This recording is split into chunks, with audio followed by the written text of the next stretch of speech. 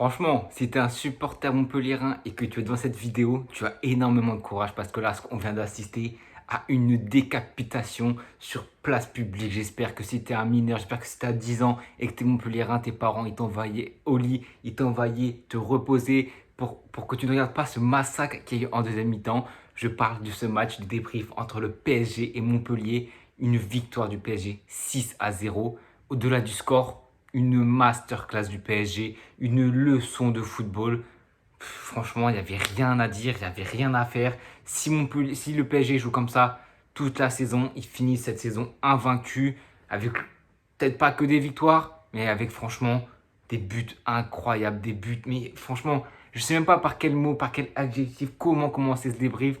Par tout simplement une leçon, une masterclass de football, tellement d'adjectifs glorifiant pour le PSG, tellement le PSG a été au-dessus dans ce match. Ce n'est que Montpellier, donc on va évidemment relativiser. Mais mes questions auront des réponses en Ligue des Champions, lors de gros chocs en Ligue 1 contre l'OM, contre l'OL, contre Rennes, contre Lens. Bref, tu vois, des vraies équipes, il y aura peut-être de la vraie adversité parce que là, il n'y avait pas match. Il n'y avait pas match, même tu peux.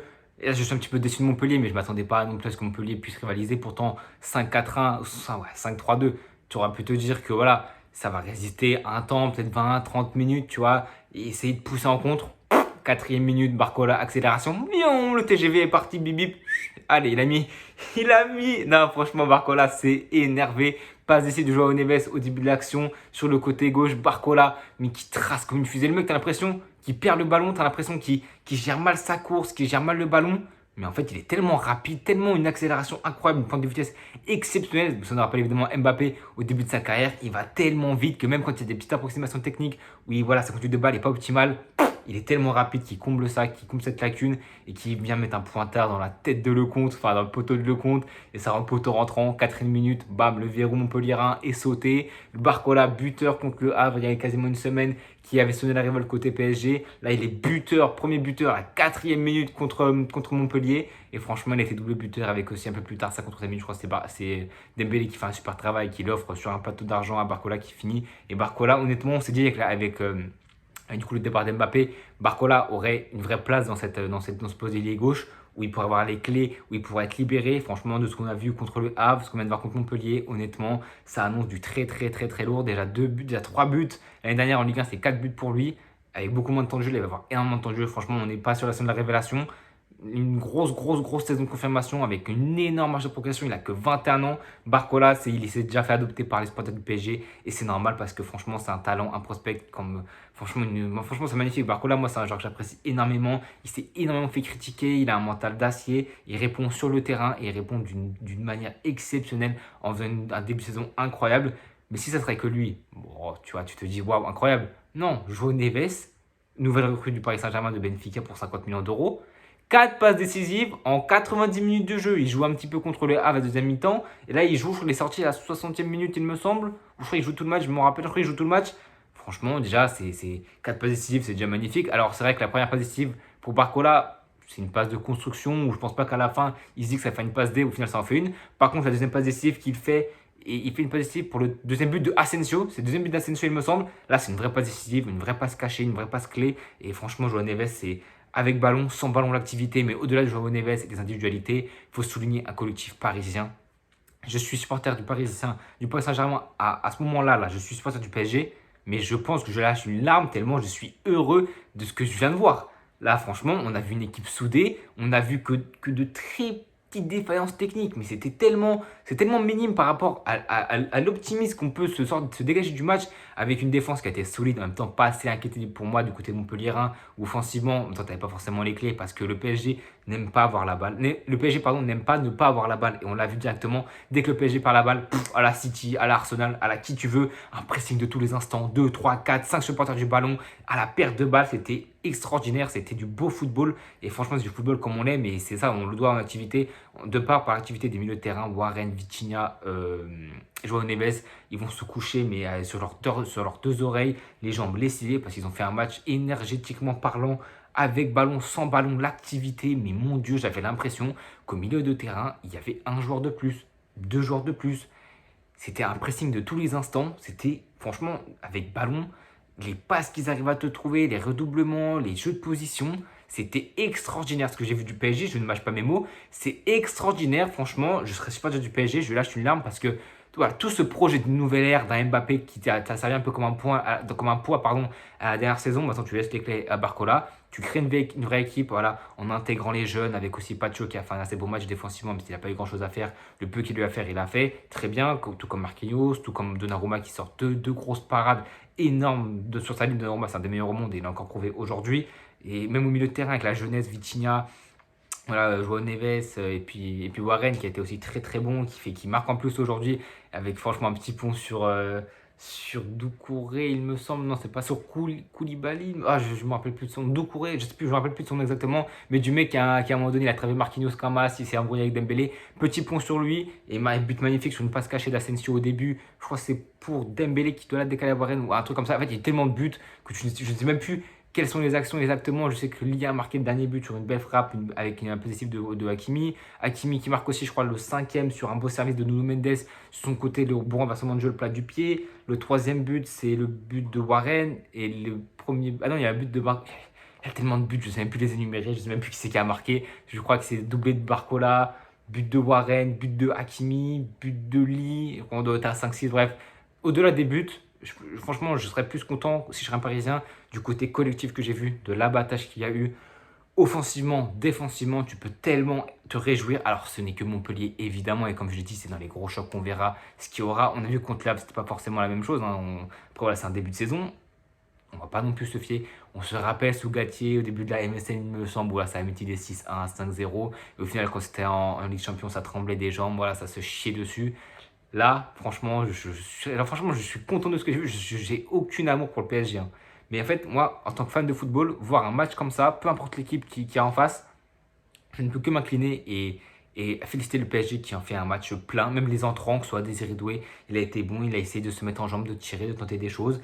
Il y avait Randal Colomani qui est rentré aussi, voilà, bon, qui était un petit peu éclipsé, qui est rentré. Il y a aussi Lee aussi qui a marqué en étant rentré. Donc voilà, il y a eu du turnover. Il y a eu, franchement, non, franchement, le PSG, c'est franchement pas mal de ce qu'on a vu en plus avec l'efficacité. Parce qu'à un moment donné, je crois les 5 premiers buts qu'ils mettent, c'est je crois sur leurs 5 frappes cadrées. Voilà, du réalisme clinique, tout ce qu'on demande du PSG, tout simplement. On aurait pu se dire, voilà, avec pourtant une position, on avait Marquinhos qui revenait en tant que titulaire, Nuno Mendes qui revenait tout simplement parce qu'au premier match contre le Havre, il n'a pas joué. Hakimi qui était là titulaire, il y avait Neves qui était titulaire, le milieu de terrain Vitinha Warren il était là, il y avait Asensio en tant que numéro 9, en faux 9, hein, ça bougeait énormément et c'est aussi le point de jeu de Luis Enrique, voilà, de beaucoup dézonner, de demander le ballon dans des zones où c'est pas forcément, on voyait Asensio énormément bas sur le terrain pour essayer de trouver des passes, pour essayer de participer au jeu. Donc voilà, est-ce que l'absence d'un pur neuf, est-ce que c'est pour ça aussi que Luis Enrique ne veut pas de Gyökeres, comment il s'appelle, de Osimhen, voilà, que la paire de Ramos est pas un drame. Je pense pas, en tout cas en Ligue 1, je pense que déjà individuellement, le PSG aurait survolé la Ligue 1. Mais là, s'ils commencent, et comme je dis sur TikTok, s'ils commencent à jouer collectif, avec leur cerveau, à être unis, à être une vraie équipe, j'ai vu un tweet très très pertinent de Vibes Foot, il me semble, qui disait voici l'homme clé du PSG, c'est le collectif. Il y a plus, ça ne tourne plus qu'autour d'Mbappé. Et voilà, là non, c'est un collectif et c'est franchement, tu peux critiquer le marquage du PSG. Moi, j'ai jamais critiqué le marquage du PSG parce que pour moi, il est intéressant, pertinent. Il y a des pistes, mais incroyables. William Pacho, Désiré Doué. Bon, c'est pas des pistes non plus cachées parce qu'on les connaît, apparemment pour William Pacho. Les supporters du PSG, honnêtement, je sais pas ce que vous voulez. Vous voulez des stars. Quand Mbappé n'est pas là, vous voulez un Osimhen, un Kvaratskhelia, un Gyökeres. Au final, là, on vous dit oui. On prend des pistes un petit peu plus cachées, on prend des joueurs avec des prospects, etc. Très jeunes comme les William Pacho, c'est 22 ans, Désiré de 19 ans, João Neves, 19 ans, vous n'êtes pas content. En fait, je ne comprends pas, les fans du Paris Saint-Germain, vous voulez quoi? Là, pour moi, vous n'êtes pas prétendant au titre pour la Ligue des Champions, vous êtes en train de vous reconstruire, de recréer, c'est une page qui tourne. Mbappé qui part, au bout de 7 ans, ça a été magnifique. La dernière saison était la saison de trop. Côté pour son contrat, les deux dernières saisons, c'est une saison de trop. Vous tournez la page, il y a des départs qui vont être arrivés, il y a une nouvelle ère avec des nouveaux joueurs qui arrivent. Faire confiance à la jeunesse, au centre de formation, le projet de Luis Campos et de Luis Enrique, qui pour l'instant marche à merveille, parce que si ça se coulisse comme ça, pour moi, c'est une année de transition. Si franchement, là, ce qu'on a vu aujourd'hui, s'ils arrivent à le reproduire, parce qu'un match comme ça, aussi parfait, avec que de très peu défauts techniques, avec que de très peu d'occasions encaissées, certes, c'est que Montpellier, donc on va relativiser. À Montpellier, un petit peu emprunté, Timori qui n'a pas forcément été très bon même. Tu peux te prendre des branlées, tu peux te prendre des claques, etc. Mais là, avoir aussi peu de réponses et te faire battre aussi facilement, pour moi, Zakarian, il a intérêt à passer à la gueule jointe parce que perdre contre un PSG comme ça, je t'en veux pas. Il n'y a aucune équipe en Ligue 1 à l'heure actuelle qui fasse un PSG qui joue comme ça ne peut le gagner. Mais là, te faire avoir aussi facilement, avec aussi peu de réponses, aussi peu d'arnes, pas d'envie, parce que je pense que tu es très vite dépassé. Franchement, j'accepte pas si je suis fan de Montpellier. Et perdre, voilà, comme je dis, perdre, c'est logique contre le PSG, un PSG comme ça, mais se faire autant balader, c'est pas possible. Et le PSG, s'ils arrivent à recourir une performance comme ça, à plusieurs matchs de Ligue 1, à avoir de la régularité, à avoir une vraie constance. Le PSG, déjà en Ligue 1, ils vont se balader comme jamais, ils sont baladés un peu sans Mbappé. C'est vraiment un groupe soudé, une équipe soudée, une famille. Et franchement, je suis très très content pour le PSG. J'ai aucun amour pour le PSG évidemment, mais voir une équipe comme ça qui coulisse, qui gère l'après Mbappé, c'est que le deuxième match, donc on va pas non plus. Voilà, on sait toujours pas qui c'est qui a marqué autant de buts qu'Mbappé. Peut-être un Barcola qui va se révéler cette saison, qui va mettre une trentaine de buts. Et là, franchement, c'est tout le mal que je souhaite à Barcola. Marquer 30 buts en Ligue 1, mais qu'est-ce que j'aimerais que ça arrive pour Barcola. C'est un joueur qui mérite tellement, qui s'est tellement fait clasher dès qu'il a fait une mauvaise performance alors qu'il était très jeune. Réponds-leur et défonce tout. Mais en tout cas, le PSG essaie à garder cette constance et à garder tout simplement un jeu aussi magnifique. Déjà en Ligue 1, ça sera, ils vont surveiller la Ligue 1. Perdre aucun match, franchement, pour moi, c'est un objectif cette saison parce que certes, il y a une grosse adversité en Ligue 1. Mais voilà, pour moi, c'est les champions. Pour moi, c'est les champions. Tu arrives en huitième de finale. Pour moi, c'est déjà très très bien. Que tu passes par les 6e ou que tu finisses 8e ou premier, deuxième, du première place à 8e place, si le PSG arrive en huitième de finale, c'est très très bien pour une nouvelle ère avec des nouveaux joueurs qui ne se connaissent pas forcément. Ça va être très vite, il y aura beaucoup de matchs. Donc voilà, pour moi, l'objectif du PSG, bon, les fans du PSG peut-être qu'ils veulent viser un peu plus haut. Pour moi, c'est tu es en reconstruction, une page qui se tourne, un joueur aussi gros qu'Mbappé, avec autant de responsabilités qu'Mbappé part, tu dois viser la huitième de finale. Et ensuite, si tu arrives à de la constance, pour moi, la saison prochaine, tu peux pas forcément être un prétendant au titre, peut-être la question d'instant de dire ça, mais si tu gardes cette constance en perdant que très peu de joueurs, avec des joueurs qui se révèlent comme les doués, avec un plan de jeu, avec des envies, avec une équipe maintenant soudée, pour moi tu peux viser un demi ou une finale de Ligue des Champions. Je m'avance peut-être un petit peu parce que cette équipe est quand même jeune, frêle, avec très peu d'expérience quand même quand tu vois des joueurs comme Joao Neves qui connaît sa première sous comme une grosse équipe européenne, etc. Il y a encore des petits doutes, mais en tout cas de ce qu'on a vu là, je suis ravi pour le PSG, les supporters du PSG forcément ne vont pas dire le contraire parce que c'est un match magnifique, ça fait longtemps que je n'ai pas vu un PSG aussi fort. Mes amis montpelliérains, vous êtes malheureusement tombés sur plus fort que vous ne pouvez rien faire, franchement, vous étiez tombé sur un ogre qui avait faim de but, d'action et qui était tout simplement imbattable et imprenable. En tout cas, les amis, n'hésitez pas à vous abonner, à liker, à partager, à commenter. Demain, évidemment, débrief de l'ASSE contre le Havre et le lendemain, le débrief du Real Madrid contre le Real Valladolid. Les gars, prenez soin de vous et à bientôt tout le monde.